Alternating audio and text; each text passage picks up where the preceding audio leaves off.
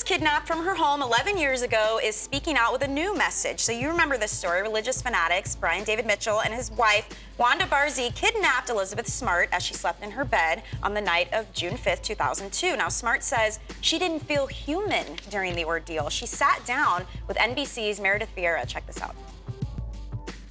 Here I was, a 14-year-old girl, ripped from my family, from the life I knew, from my friends, from the people I loved, being raped every day, not knowing when I'd be able to eat next, not knowing when I'd be able to drink next, and being chained to a tree. I didn't feel human. What does that do to a child?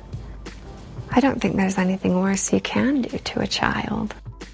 It's amazing, right, Jada? I mean, the more you hear about victims and how they cope, it's amazing how the brain, if you can check out, it'll help you survive. Absolutely. Many victims of tragedy, abuse, kidnapping, and trauma experience out-of-body-like symptoms that makes them feel that they are observing their lives and bodies like 50 feet away from the ground. Wow. And we call this dissociation. It's a detachment from reality, which is contrary to a loss of reality, which is considered to be psychosis. So Elizabeth and other victims learn to disconnect, to numb the pain, to cope with abuse. Unfortunately, long after the abuse and tragedy, the brain still continues to engage in this way to help them disconnect when faced with uncomfortable situations. Ah, and do you see this happen with, members of military too, when they come back from combat? Yeah, that's a good point, Michelle, because that's absolutely what happens with victims who have post-traumatic stress disorder. And really the only treatment for this is psychotherapy. So hopefully she's getting the proper help she needs.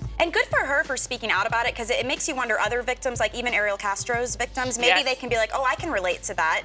We should talk to each other. Absolutely. She's telling her story. I'm sure she's impacting others. Yeah, absolutely. All right, thanks.